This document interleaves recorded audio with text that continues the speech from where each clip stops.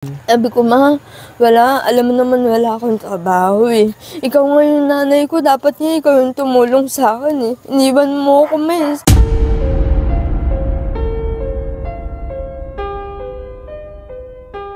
Daming sakripisyo sa akin ni Papa mula nang iniwan ako ni Mama.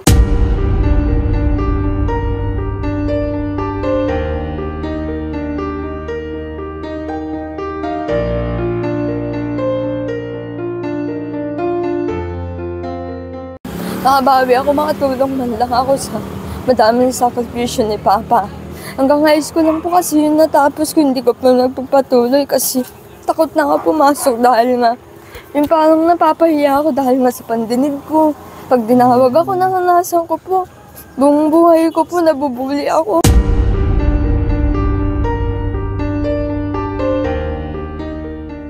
So good morning mga kalikot, this is Light Modifier, the wiring motovlogger. Sa video ito mga kalikot, biyahe tayo papuntang Bulacan para ibigay yung munting regalo para sa ating follower na patuloy na sumusuporta sa aking mga video. O tara, let's go!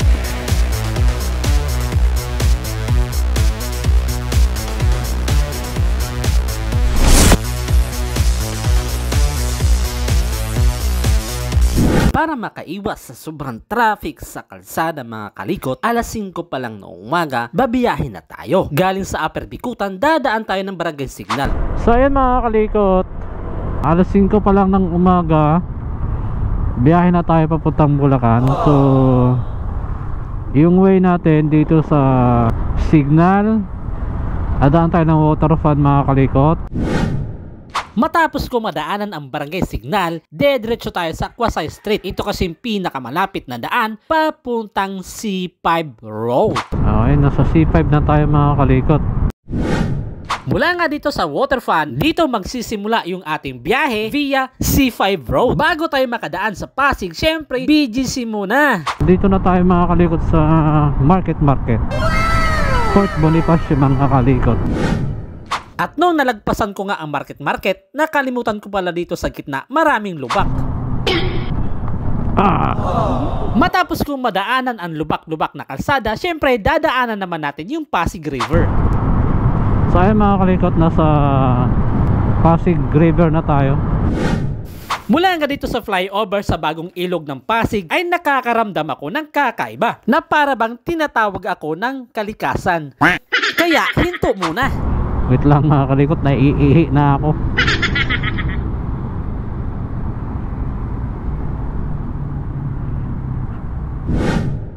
Matapos makapag-jengle, babalik naman tayo sa C5 Road. Pagdating ko ng Katipunan, medyo bumagal ang daloy ng trapiko dahil sa aksidente.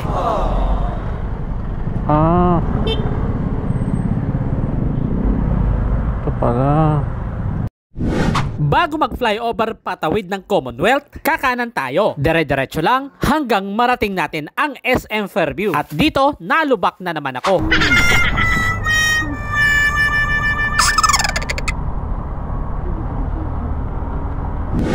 Simula nga dito sa SM Fairview Quirino hanggang Robinson Supermarket Metro Plaza Mall, mararamdaman nyo ang makipot at matraffic na daan. Dito banda mga kalikot, ang bubutas pa lang.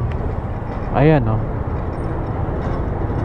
So hanggang dito lang mga kalikot pala yung pagbubutas ng poste. Dito sa tapat ng Robinson mga kalikot, hanggang dito pa lang yung poste na nahuhukay para sa MRT. Magmula nga dito sa Robinson Quirino Highway, mararamdaman nyo na ang ganda at kurba ng kalsada. Pero ingat na mga kalikot para iwas disgrasya.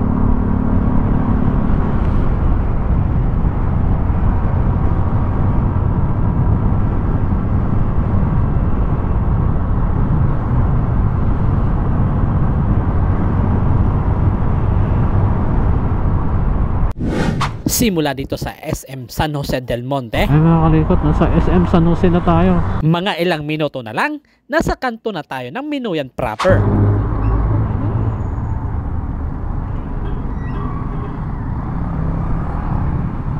Ayan siya mga kalikot.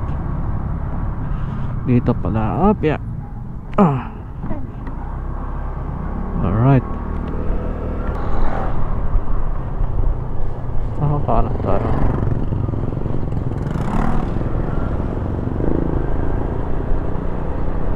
Kaliwa pala tayo mga kalikot.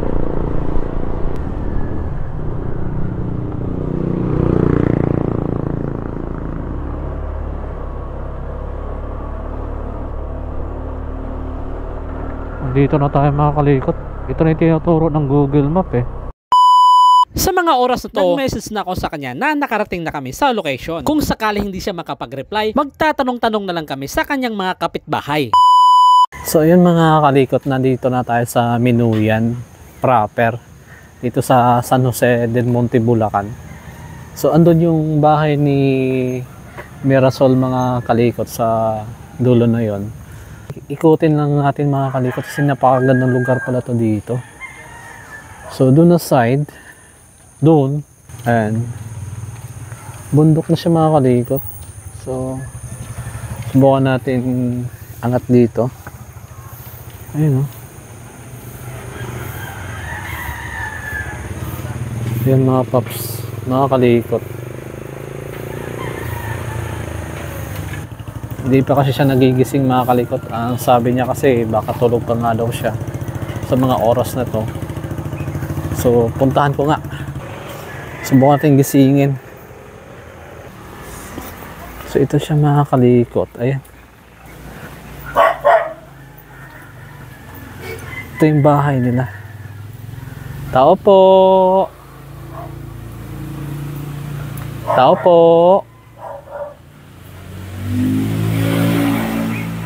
Mukhang tulog pa sila mga kalikot.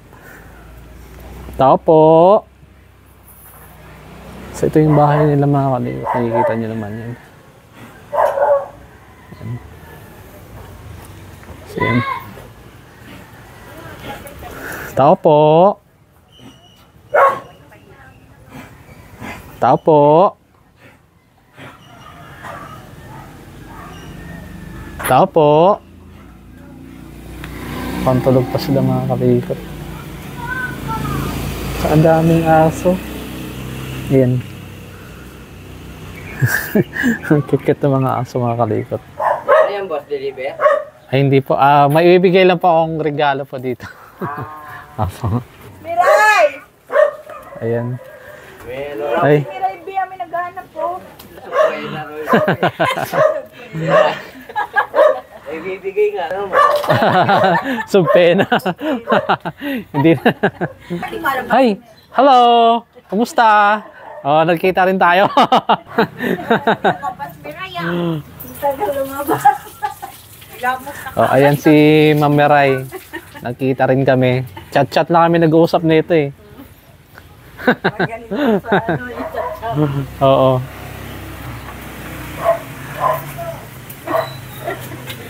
May aso pa siya. Ayan si Ma'am Meray. Emir. Oh, si Mirasol. Dahil mo namang kukunin ko lang ha. So, ayan mga kalikot. So, ito yung ibibigay natin kay Ma'am Mirasol.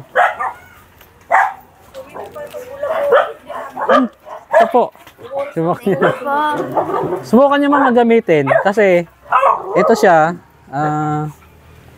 Paano siya gamitin? Saan niyo muna ma'am? Ayan. So, Dapat binta niya yung iPhone. ayan. So, ito siya. Dito mo i-charge. Ayan, sa charge. Narinig mo ako, ma'am? Okay. Ayan. Tapos, ito siya. Pag inangat mo siya ng mga 5 seconds, mag-o-on na yun siya. So, tapos, pag gusto mo siyang palakasan, pindutin mo lang isang beses, lalakas siya.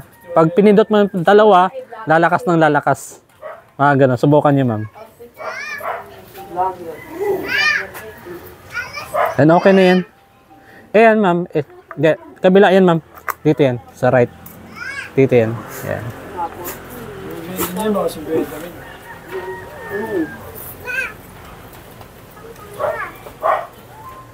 Yung oras na nga kami Kabila. Sir, kinakapasyal tuloy ako. Ang ganda. Akala ko dyan lang pa. Ang ganda. Meron kayong gumaga. Ang ganda Gumagana siya? Opo. Gusto mo siyang palakasan, pindutin mo lang ng isang beses, tapos yung sunod na pindot, lalakas na lalakas yan. Ayan. Balita ko, nanalo ko ng cellphone. Nanalo po ako kahapon, artista po, vlogger po vlogger. si Christian Mark Gray. Yung dati pong sikat na kilala si Pangalang Makagwapo. Dating girlfriend po ni Makaganda. Eh mga Lodi, swerte naman ito. Sana all naka-iPhone. So ito ma'am, kung gusto mo siyang i-charge, gamitin mo lang yung cellphone mo na charger. Type C. Ayan. Ayan siya. Dito charge. Oo. Tapos ito naman yung gagamitin mo. Ayan. Tapos ito pang palupit. Oo. Ayan. Ito may brush. Oo. Ayun, pasensya ka na ma'am. Yan lang nakayanan ko Okay ba yung pandinig mo? Okay? Okay na po. Okay. Malinaw na? Malinaw na? Nakakarinig. Nakarinig na ng gusto? Hindi naman siya yung medyo maingay. Hindi naman po. Pag nagsasalita yung tao, parang nakamic. Pag naka-mic, oo. Pero pag ganito kalayo, naririnig mo ako pag ganun. Narinig pa konti. Pero pag walang hearing aid, mahirap. Ay. Ma'am Marisol, baka gusto mong manawagan sa mga... Sobrang hirap nga po. Ang dami ko naman subukan. Thank you po kuya kasi masaya ako kasi meron na akong ganito eh.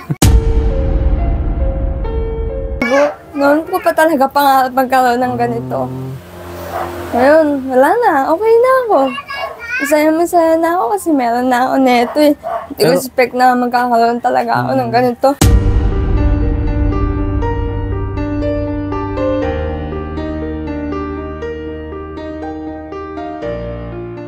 Ito yung mga kalikot, sa totoo lang, kami ni Ma'am Marisol, hindi po talaga makakilala sa personal. Nakakilala lang kami sa Facebook, so nakita ko kasi yung post niya doon sa Facebook na parang nadidepress. So, chinat ko siya na ano yung problema.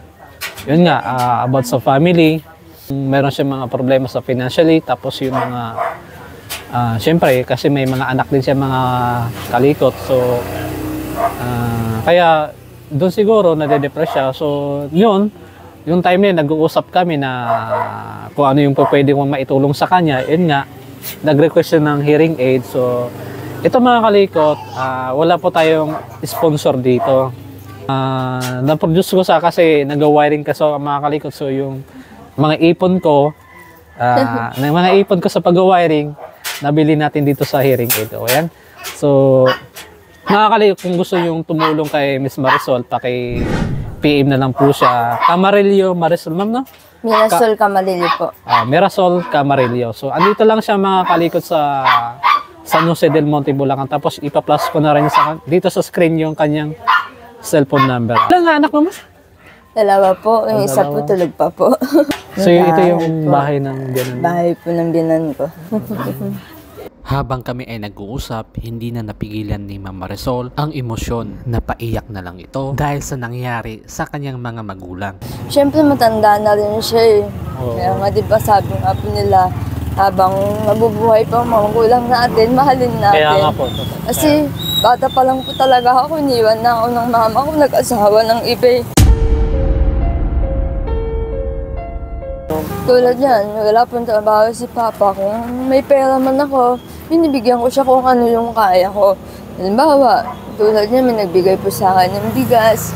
Binigay ko kay Papa kasi wala siyang trabaho eh.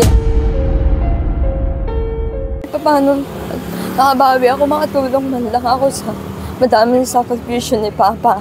Hanggang high school lang po kasi yun natapos ko, hindi ko pa nagpapatuloy kasi takot na ako pumasok dahil nga yung parang napapahiya ako dahil nga sa pandinig ko. Pag dinawag ako, naranasan ko po.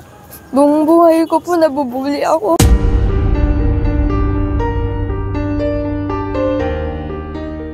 Hindi ko na po kunaya.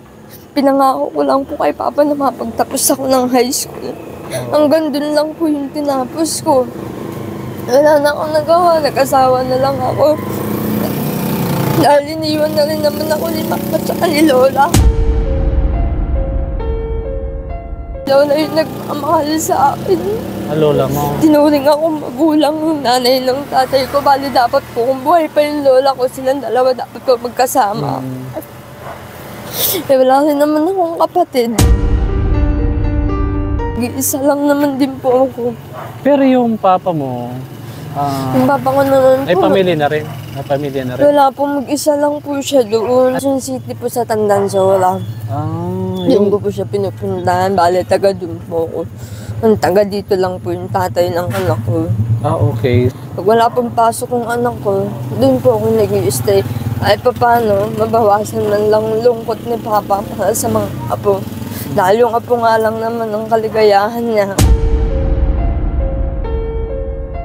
Pero si Mama Marisol, nasaan siya ngayon? Si Mama Nandun mo? po sa bahay siguro kasi minsan lumalabas Nasaan po lugar? siya. Saang lugar? Doon po sa Kulyat po. Saan yun?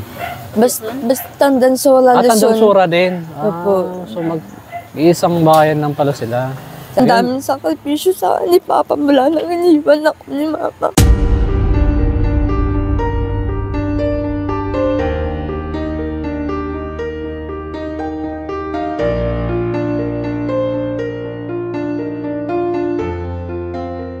Nakausap ko nga mama ko sabi ko, Ma, baka pwedeng magkita tayo, tagal natin din nagkikita. Oo nga. Sabi ko sana. Ang sabi niya? Kaso, hindi eh. May time po kasi nagsisinungaling si mama eh. Tapos yun po, gumagawa po ko ng paraan na si mama po kasi parang hirap din.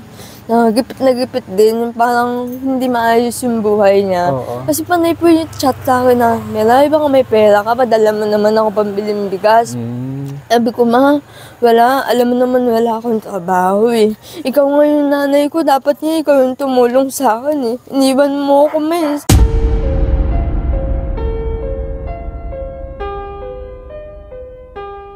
Hindi mo ko iniwan, Ma. Maganda sana yung buhay natin.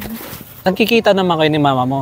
Hindi na po, matagal na po. Magkita lang po huling pagkikita namin yung 1 month pa lang po yung panganay ko. Ilang taon na yung panganay mo ngayon? Ngayon po, 5 years old na po. Wagaw. Yan, nag-aaral na po ng kinder. Tagal na rin pala. Si mama naman po, may anak na ngayon sa lalaki po nga pangasawa niya, babae. Di ba? So may pamilya na rin siya? Opo, yung baga si Papa po wala. Oo. So medyo malungkot yung ating buhay ngayon kay Mama Marisol kasi nga simula pa pala nung kailan naghiwalay yung mga magulang mo? Kailan naghiwalay? Opo, iwalay. Bali lumaki po ko ng broken family. Simula, ilang taon ka naghiwalay yung magulang mo? Ano po kasi, yung grade 8 pa lang po ako nun. So grade 8 Siguro mga 11, 12 years old po ako nung iniwan ako ni Mama. So 11 years old, naghiwalay ng mga magulang mo. Kasi 26 ka na. Diba? Ang tagal na sobrang tagal na mga kalikot. Kaya napakahirap Halos talaga. alam mo po ba yung sobrang talino ko noon. Tapos simula talaga nung iniwan ako ni Mama, natuto akong magbakada. Iniwan ako ni Mama para akong natuto akong sumama sa mga barkada. Yung kahit ganun po, tinapos ko hanggang high school, mapatunayan ko lang sa papa ko. Kahit binubuli ako, kahit ganito yung pagdaanan ko, kinaya ko.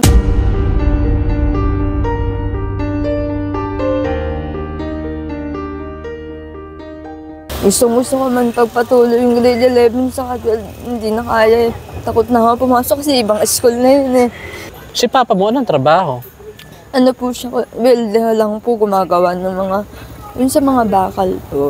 Okay, oo. Kaso hindi po araw-araw Hindi naman siya may araw-araw. pasok. Oo. Sasabihan lang po siya ni yung amo niya po na kung may project. Pero hindi po pang matagalan.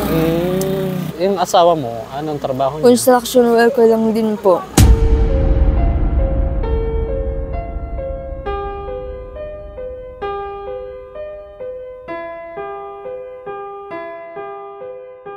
Pa-extra lang din. Bali, doon po siya nagtatrabaho sa Paranaque. Ang layo. Ang tatay po ng anak ko, layo nga po. Layo. Galing siya dito? Babiyahe pa? Opo. Manowalas na rin nakakalating pag... Araw-araw yun pag may Hindi po. pumapasok siya? Hindi po. Stay in siya po doon? Pag 16 o 17 po, tapos 1 at saka 2. Ma'am Marisol, baka gusto mong manawagan sa ating mga viewers dyan, mga diaper, ano ba, mga gatas, mga pagkain, cash. Ito po, siguro ilang taon yung anak ko noon, 2 taon po. Naranasan ko na rin po tulungan ako ng grupong Kamote Riders. Pinuntahan din po nila ako. Dito matagal na rin pong nakalipas.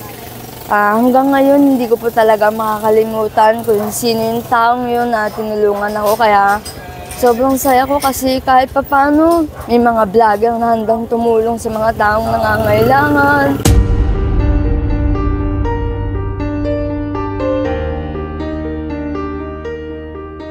Kasi kahit paano, nagpapakatotoo naman ako eh. Meron mga vlogger na sinasabi na, ba't di ka magtrabaho? Meron mga ganon. Totoo yan. Naranasan ko na po yan, nung sabihan ako ng ganyan na bakit hindi ko ibenta yung cellphone ko.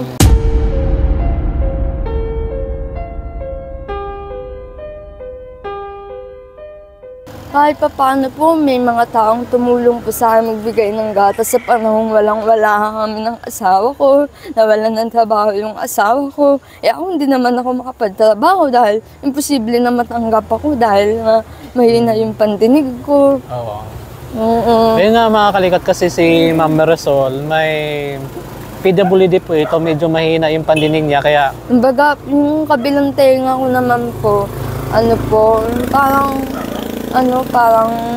parang siguro nabasag yung ko. Oo. Hindi ko po alam, ganito na po talaga ako eh. Hindi naman yung mama ko nagpapaliwanag sa akin. Simula nung baby ka, yung lumaki ka? Siguro po, kasi yun lang tatandaan ko po. Nung high school na ako, doon ko lang na-realize na mahina pala pandinig ko. Kasi, oy, Marisol, tawag ka, ginaganon ako ng mga classmate ko. Ayan. So yung mga kalikot, baka kung gusto nyo tumulong kay Ma'am Marisol, mapabagay man yan, pera, pwede nyo dalhin dito sa location nila. Andito po ang sarap po kasi sa pakiramdam na yung kailangan mo, nagpapakatotoo ka lang naman eh. Hindi naman yung, mayroon kasi mga tao nagsabihan sa'yo ng mga ganun nga, masasakit ng salita.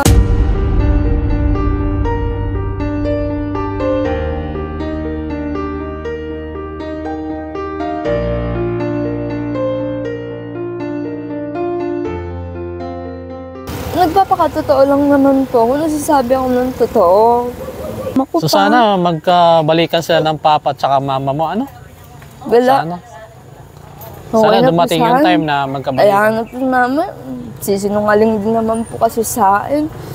Nung nakaraan po kasi, nangyayari siya ng 500. Kumbaga, kahit nang wala akong pera, sinabi ko na lang na, o sige ma, manghiram ka muna ng pera mo, punta ka dito. Bayaran na lang natin pagdating, ganyan.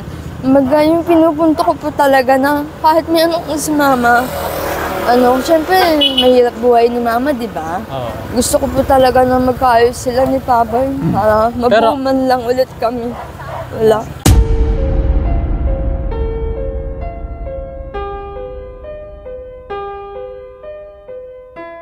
Yung ginawa po ng mama ko, binlock niya pa nga po ako eh. Sinabihan niya pa ako na hindi ka man lang marunong tumulong sa akin. Yun. Hindi na po ako nakapagsalita. Ilang taon na ba yung mama mo? Ilang taon na yung mama mo? Matanda na rin po, may edad na rin po siguro mga 45 yata o 48 po. Bata pa yun. Kasi si Papa po kasi 64 na po yung Papa ko eh. 60 na? 64. Masama yung loob mo kay mama mo? Hindi naman. Si Mama po? Masama yung loob mo kay mama mo? Kay Mama po. May time pwedeng oo kasi dapat kasi hindi ni Mama iniwan si Papa eh.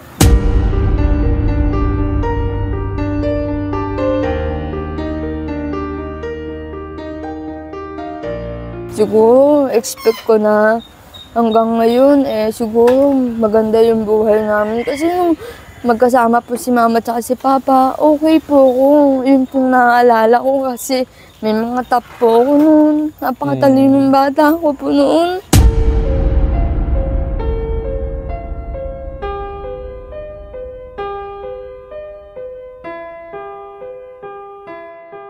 So, wala ka bang panawagan sa mama mo? Kay mama mo? Yung, okay na po ako dun. Okay na. So, siguro hanggang dito lang yung ating vlog kasi nakausap ko na rin si Ma'am Marisol. Nabigay ko na rin sa kanya yung pangako ko sa kanya na regalo na hearing aid. Hindi naman ganun kamahalan pero at least makakatulong sa kanyang pang-araw-araw. So yan mga kalikot, this is light modifier. Kumbaga, hindi na po ako mahihiya lumapit sa, ikaw na lang, ayoko, hindi ko maririnig, mapapahiya lang, ginaganyan ko po minsan yung tatay ng anak ko, yung biyanan ko, may ikaw na lang kasi hindi ko marinig. Minsan, pag may taong naganap sa akin, lalabas din siya. Ano daw, ganun sa papaliwanag niya sa akin. Pero sa Ma'am Marisol, i-rate natin yung pandinig mo. 1/10 hanggang saan doon? Sagad na, okay na eh. 10 na sa 10 na? Okay. So at least, maganda na yung pandinig. 100%. So at least maganda na yung pandinig ni Ma'am Marisol sa kanyang, siyempre, kailangan talaga ng hearing pag may problema sa tenga. So, dapat ganun nga rin, nag-meeting ng anak ko eh. Nang ginawa ko, dun po ako umupo sa harapan. At baka mamaya may sabihin sa akin yung teacher, hindi ko marinig. Po, mamaya po. So paano ma'am, bibiyahin na kami.